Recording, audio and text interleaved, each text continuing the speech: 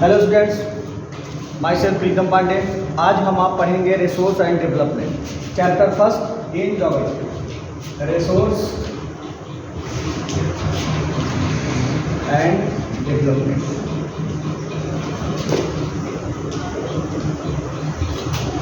Resource and development बात होती है। रिसोर्स है क्या? कोई बताओ रिसोर्स क्या है? रिसोर्स मीन्स जो भी कुछ है, जो नेचर के द्वारा हमको मिला है, उसको हमको क्या करना है, उसको लेके उसका एक डेवलपमेंट करना है। इसके लिए फर्स्ट हम क्या करेंगे, हमारे पास 3 चीजें होनी चाहिए। फर्स्ट क्या होना चाहिए बताओ? वाटर कहाँ? मैंने 3 दिन बताया ना। टेक्नोलॉजिकल एक्सेसिबल होना चाहिए, टेक्नोलॉजिकल एक्सेसिबल। और दूसरा क्या होना चाहिए?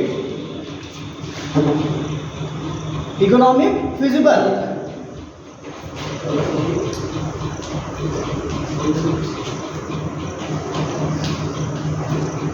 And third culturally acceptable.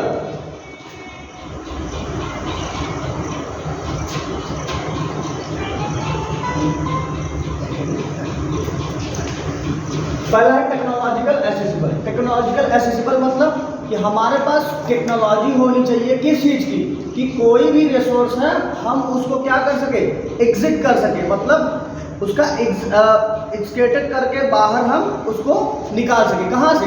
Digging of the earth and we should be remove from the outside. ठीक, उसको हम क्या कहेंगे? Technological accessible.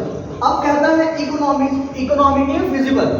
इकोनॉमिकली फिजिबल का मतलब कि मैंने बताया ना कि इसमें मान लो कि मैं कोई रिसोर्स को निकाल रहा हूं, अब उसकी कॉस्ट है 100 रुपये और उसको निकालने में लग गया 1000 रुपये,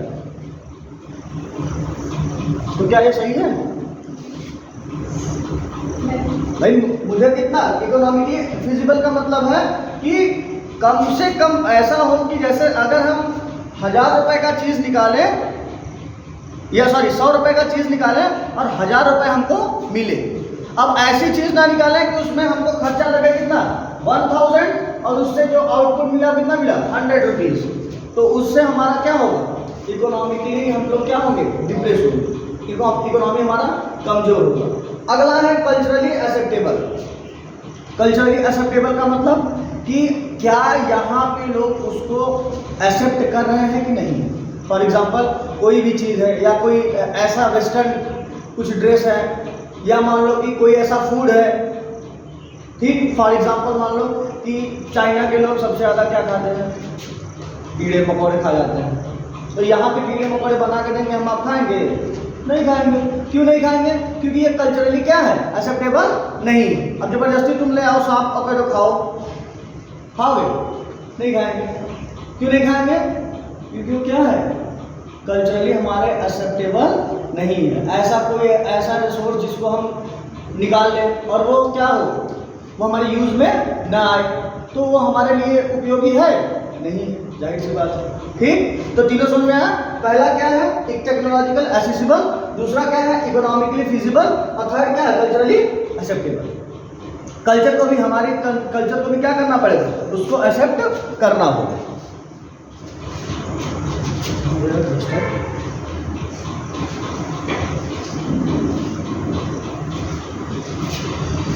ये समझ आ गया? आगे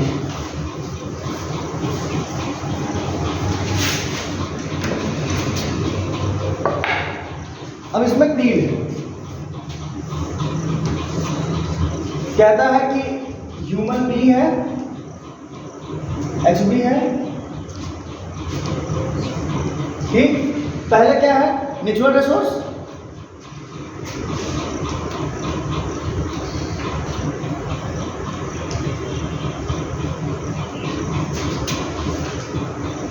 और दूसरा क्या है बच्चा? बोलो। टेक्नोलॉजी है। और थर्ड इंस्टीट्यूशन।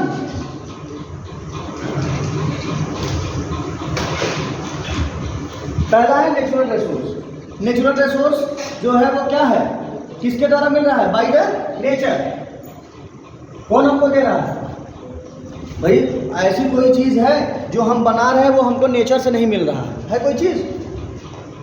भाई आप कोई भी चीज बना रहे हो, चाहे वो हम अपने लिए चश्मा बना रहे हैं, चाहे हम अपने लिए कपड़ा बना रहे हैं, चाहे हम अपने लिए बॉटल बना रहे हैं, all things are come to the कहाँ से, नेचर से।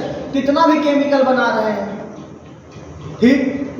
अब कार्बन डाइऑक्साइड कहाँ पाया जाता है, नेचर में नहीं पाया जाता। नाइट्रोजन कहाँ पाया जाता है, नेचर में नहीं पाया जाता। अल्युमिनियम कहाँ पाया जाएगा, नेचर में। जो भी हम पहनते हैं, जो भी काम करते हैं, सब कुछ कहाँ से, बाय द नेचर। सब कुछ हमको कहाँ से मिलता है, नेचर से। अब उसमें एक सबसे अच्छा व्यक्ति कौन है, ह्यूमन बीइंग। नेचुरल रिसोर्स को ये अपना दिमाग लगाएगा। आज हम लोग फ्लाइट से टहलते हैं ना, यहाँ पकड़े बनारस पहुंच गए बंबई, तो क्या अल्युमिनियम पर बैठ के जा रहे हो, किससे जा रहे हो भाई, प्लेन से जा रहे हो। उसमें किसने अपना दिमाग लगाया है, ह्यूमन बीइंग। उसको इतना सुदृढ़ तरीके से किया है कि उसको न तो मतलब ऐसी जगह से जानी है जहां से ऑक्सीजन लेवल का कम हो जाए, न तो हमको उतने नीचे से जाना है कहीं जाकर टकरा जाए। उसको इतने सुदृढ़ तरीके से वो ले जा रहे हैं। कैसे ले जा रहे हैं, उसमें डेवलपमेंट किसका है, ह्यूमन बीइंग का, ठीक। सारी चीजें किसकी है, नेचर के द्वारा है। माइंड किसका है, ह्यूमन बीइंग का है। तो ह्यूमन बीइंग ने अपना क्या लगाया है, माइंड लगा के टेक्नोलॉजी डेवलप्ड किया है, और वही बाद में क्या बनेगा बच्चा, इंस्टीट्यूशन बनेगा, संस्था बनेगी, ठीक है समझ में। तो ह्यूमन बीइंग मिड पॉइंट, क्यों, क्योंकि उसका दिमाग लग रहा है। ऊपर क्या है, नेचुरल रिसोर्स है। भाई अब दिमाग लगाएंगे, अगर मान लो ये नहीं है तो दिमाग लगा पाएंगे, नहीं लगा पाएंगे। अब हम लोग कहते हैं कि ब्रिटेन हमको खूब लूटा, ऐसे लूट के झोला भर भर के ले गया, सही है। लेकिन भैया तुमको पता थी कहाँ क्या था, पता तुम्हारे पास इतना आयरन है, तुम्हारे पास इतना ज़्यादा सोना है, तुम्हारे पास क्या क्या है, कितने मिनरल्स है, तुमको पता था नहीं। क्यों, तुम्हारे पास ये नहीं, उनके पास ये था, उनको हर चीज़ की जानकारी थी। अब तुमको पता ही नहीं जंगल से लकड़ी निकाल कर क्या करना है। वो आए, तुमने कहा स्लीपर्स बनाओ, क्लास 9 में पढ़े होगा, स्लीपर्स बनते थे और ट्रेन की पटरियों के नीचे रखा जाता था। तो उनके पास क्या था, टेक्नोलॉजी था। हमारे पास टेक्नोलॉजी नहीं था, हम सब बजा रहे थे, यह करते थे। ये समझ में आया, नेचुरल रिसोर्स प्राकृतिक द्वारा मिल रहा है, टेक्नोलॉजी हमारा टेक्नोलॉजी लग रही है, वो टेक्नोलॉजी किसके द्वारा आ रही है, ह्यूमन बीइंग द्वारा आ रही है, और वो बाद में एक संस्था बनेगी, किसी भी चीज़ की संस्था, ठीक। ये समझ में आया। अब हम पढ़ेंगे classification.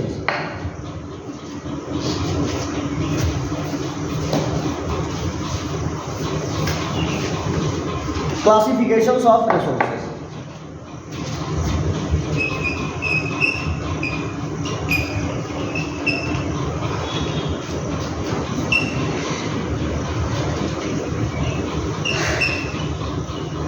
Classifications of resources. First, on the basis of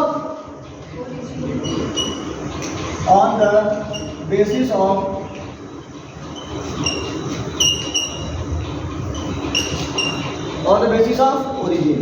दूसरा, on the basis of exhaustibility. On the basis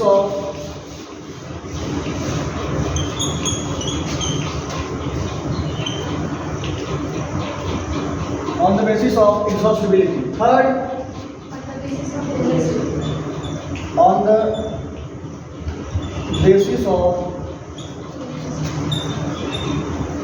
ownership. Fourth, on the basis of status and development.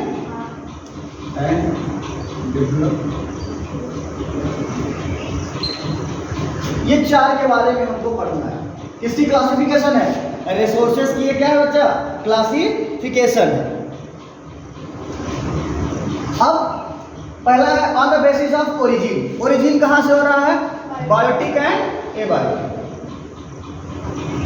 Biotic और एबायोटिक। बायोटिक का मतलब जिसमें जीवन संभव हो, एबायोटिक का मतलब जिसमें जीवन संभव न हो, उसको हम क्या कहेंगे? बायोटिक और एबायोटिक। इंसान बायोटिक है कि एबायोटिक?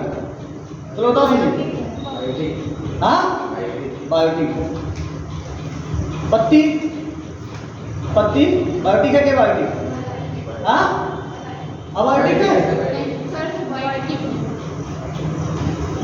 Soil abiotic. ये चेयर, जब ये क्या रहता है? पेड़ रहता है, तब ये क्या रहता है? बायोटिक। ठीक, समझ में आया? नेक्स्ट है on the basis of exhaustibility. Exhaustibility renewable and non renewable.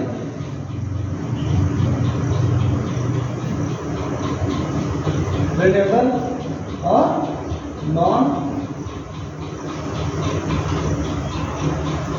Renewable और नॉन रिन्यूएबल। तो on the basis of exhaustibility renewable. Renewable means those thing which are recycle. For example human being, water. अरे भैया, आदमी मरता है तो क्या जिंदा नहीं हो पाएगा? जाहिर सी बात है, जिंदा होता है। इन अ सेंस कि आज अगर आप कोई अगर आज खत्म नहीं किए, अगर आज कोई मरेगा तो उसके बदले में 1000 रोज पैदा भी तो हो रहे हैं। मैं पर्टिकुलर ह्यूमन बीइंग में ऑल ऑफ देम, सभी को मैं कह रहा हूँ, किसी एक को पर्टिकुलर नहीं कह रहा हूँ कि एक कोई मर गया तो पुनर्जन्म ले रहा। मैं सबको कह रहा हूँ। पानी है, पानी जा रहा है, फिर लोग भाई हम लोग सब लोग आज यूज़ कर रहे हैं वाटर, भाई कपड़े में, खाने में, पीने में, नहाने में, पर डे यूज़ हो रहा है। तो जब हम उसका यूज़ कर रहे हैं, फिर बारिश हो जा रही है, कहीं यहाँ बारिश नहीं हो, गाँव की बारिश हो ना। तो जो चीज़ें फिर से हमको वापस मिल जाए, प्लांट है, बारिश हुआ नहीं, पता नहीं कहाँ से 75 प्लांट आ गए, कोई पता पाया? यहाँ कोई नहीं दिख रहा था गर्मी में। यहाँ देखो, पहचान पा रहे कोई प्लांट है? नहीं रोज आवाज नहीं। तो ऐसी चीजें जो फिर से आ जाए, रिन्यूएबल हो गई, और ऐसी चीजें जो वापस ना आए, फॉर एग्जाम्पल फॉसिल फ्यूल्स। क्या होंगे बच्चा? Fossil fuel.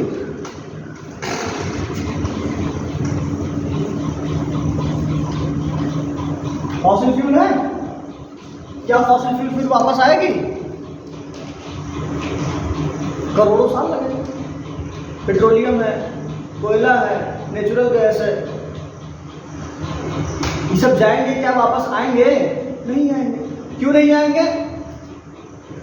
क्योंकि इनको बनने में करोड़ों साल कहा जाता है। जब धरती एक बार ऐसे किसी चट्टान से टकरा गई तो फिर उसके अंदर से सब पिरो के नीचे गया, फिर वो तेल बन गया, और जो उसमें ब्रश हुए वो क्या बन गए? कोल बन गए। अब फिर से पृथ्वी टकराए, सब कुछ हुए ना, अब पृथ्वी टकराए पहले। तो समझ में आया? On the basis of exhaustibility, renewable और नॉन रिन्यूएबल। रिन्यूएबल क्या है? जो दोबारा रिसाइकल हो जाए उसको हम क्या कहेंगे? रिन्यूएबल, या वापस फिर से आ जाए। और नॉन रिन्यूएबल जो एक बार है, खत्म होगा तो करोड़ों साल लगेंगे बनने में। ठीक, पेट्रोलियम गैस, नेचुरल गैस और आपका कोल है, ये सब अगर एक बार खत्म होगा तो फिर करोड़ों साल कब बनेगा पता नहीं। अगला है on the basis of ownership. Ownership का मतलब इंडिविजुअली भी हो सकता है। यहाँ पे समझ में आ गया? ये ऊपर मिटा दो दोनों। हाँ, आ समझ? चलो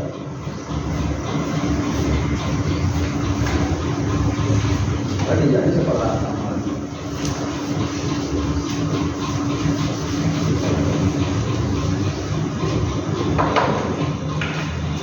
देखो ये on the basis of ownership. On the basis of ownership का मतलब इंडिविजुअली भी हो सकता है,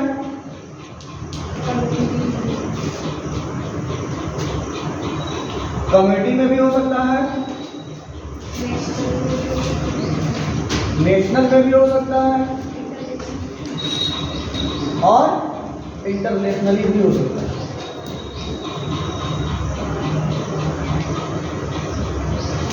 ठीक, इंडिविजुअली मतलब किसी एक का, जैसे अब हमारा घर है तो उस घर पे हमारे किसका कब्जा होगा? अरे हमारा होगा। ऐसा है ना, नहीं पड़ोसियों आई जाओ हमारे घर पर आओ, ऐसा है नहीं। क्यों? क्योंकि वो हमारी संपत्ति है, खेत जो है हमारा है। ये नहीं, जो भी चीज़ें हो कैसी होनी चाहिए, जो खुद की है वो इंडिविजुअली, मतलब सिर्फ और सिर्फ इसमें मेरा अधिकार है। अब अगर कोई चीज़ कम्युनिटी है, कम्युनिटी मतलब समुदाय में, फॉर एग्जांपल जैसे पार्क है, गांव में पार्क है, गांव में पोंड है, तालाब है, ये सब किसका है? पूरे गांव के लोगों का है ना। पार्क है, फिर ग्राउंड है, ये सब सबका मिला कर रहेगा। ऐसा तो नहीं बस इस पे हमारा अधिकार है। मान लो बगल से नदी गई तुम्हारे घर पे, तुम कहो नहीं हमारा है, ऐसा कह सकते हो? क्यों? क्योंकि इस पे सारी समाज का अधिकार। नेशनल, अब हाईवे है, हाईवे कहोगे कि नहीं हमारा है, या हमारे समुदाय का सिर्फ हमारे गांव के लोग ही आ जा सकते हैं, ऐसा है नहीं। क्यों? क्योंकि इस पे किसका अधिकार है? इस पे पूरे देश के लोगों का अधिकार है। मान लो ये बगल से जो हाईवे जाता है और उस पर गलत नहीं है, रुको तुम कहाँ से हो? अच्छा यहाँ नहीं, तुम जाओ, तुम्हारा अधिकार नहीं है। तो उस पर पूरे देश का अधिकार, चाहे वो बंगाल का हो कि बिहार का हो कि उत्तर प्रदेश का हो कि उत्तराखंड का हो, कहीं का भी, उस पर सबका अधिकार। ठीक, आज समझ में। अगला है आपका इंटरनेशनल। इंटरनेशनल मतलब अंतर्राष्ट्रीय। अंतर्राष्ट्रीय में मतलब पूरे विश्व का जिसमें सम्मिलित, पूरा विश्व जिसमें सम्मिलित। जैसे वाटर बॉडीज है, इंटरनेशनली ही है। फॉर एग्जांपल आप मानिए समुद्र है, इंडियन ओशियन है, अरेबियन सी। एक ऐसा तो नहीं इंडियन ओशियन है तो ये यहाँ से लेके पूरा इंडिया का कहीं कब्जा रहेगा, ठीक। या अरबियन ओशियन है तो अरब लोगों का पूरा वहाँ से लेके सऊदी से लेके यहाँ गुजरात और मुंबई पूरा उनका हो जाएगा, ऐसा तो है नहीं। उसमें किसका कब्जा होगा? सबका होगा ना, पूरे वर्ल्ड का उसमें है। चाहे अंटार्कटिका है, अटलांटिक है, तो हमारी भी सीपें वहाँ आती जाती है ना, ऐसा तो है नहीं बस हम लोग ही जाएंगे। तो ये सब जो चीज़ें हैं वो क्या है? On the basis of ownership, कि चाहे वो किसी एक लोग का हो, चाहे किसी एक पर्टिकुलर समुदाय का हो, चाहे पर्टिकुलर किसी एक देश का हो, चाहे पर्टिकुलर किसी पूरे वर्ल्ड का। एक ही वर्ल्ड है हम लोग जहाँ हम लोग हैं, ऐसा तो नहीं बगले एक गोला और है वो नहीं रहा, मार्स तो है लेकिन नहीं आ रहा। चलेंगे, इलॉन मस्क ले चलेगा, कहा है हम वहाँ की दुनिया बसाएंगे। अगला है on the basis of status and development. On the basis of status and development, इसमें क्या है कि स्टेटस, किसी चीज का स्टेटस कितना या क्या स्टेटस है, और उसमें क्या क्या है। जैसे चलो बताओ,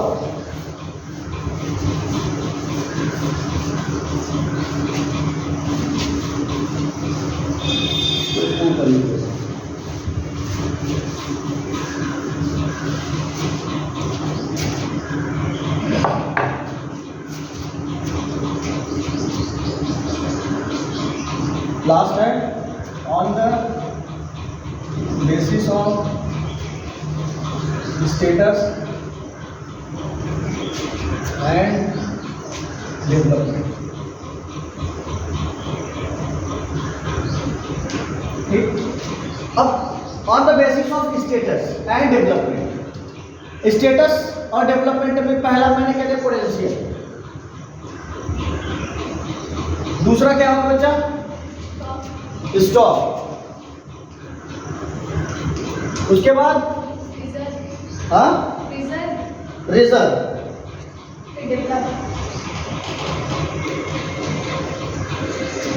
डेवलप।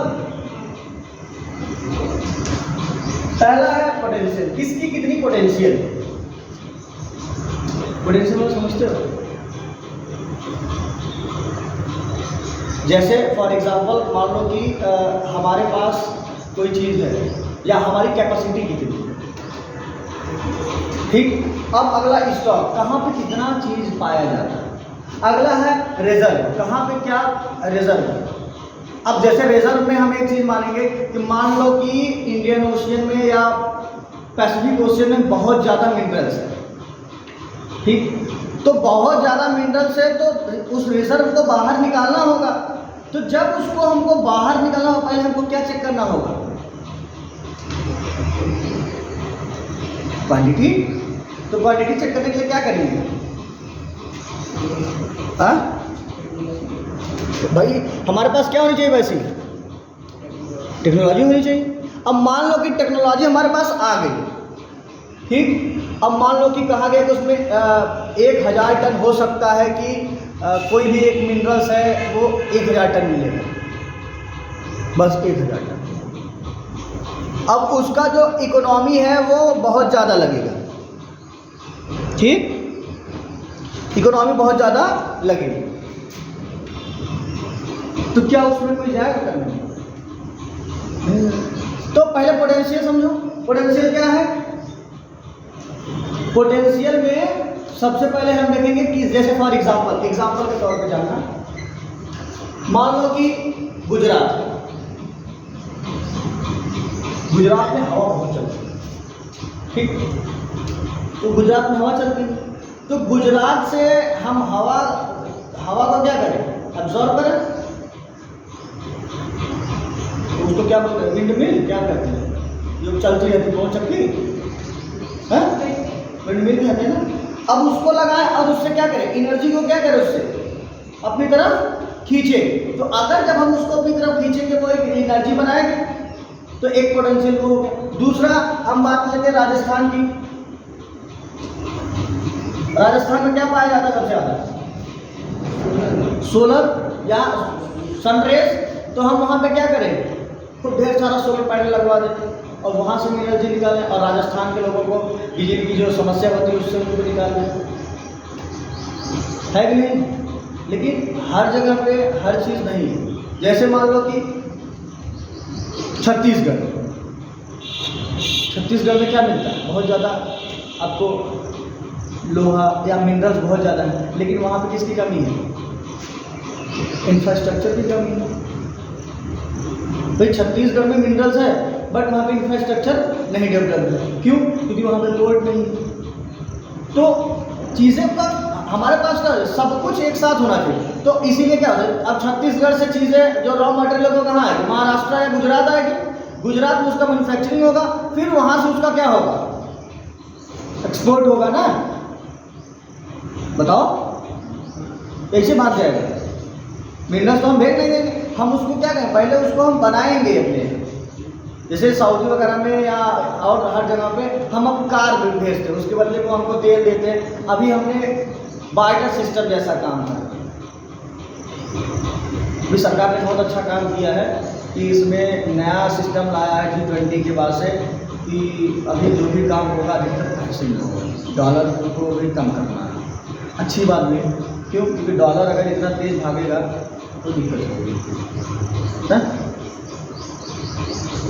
क्योंकि डॉलर आज 80 रुपये $1। तो हम भाई तुम्हारे डॉलर सर काम है, तुम 200 कर दो, मैं अपने पैसे से ही काम करूँगा। तो वैसे क्या होगा? हमारा पैसा मजबूत होगा, ठीक है? समझ में? चलो ठीक।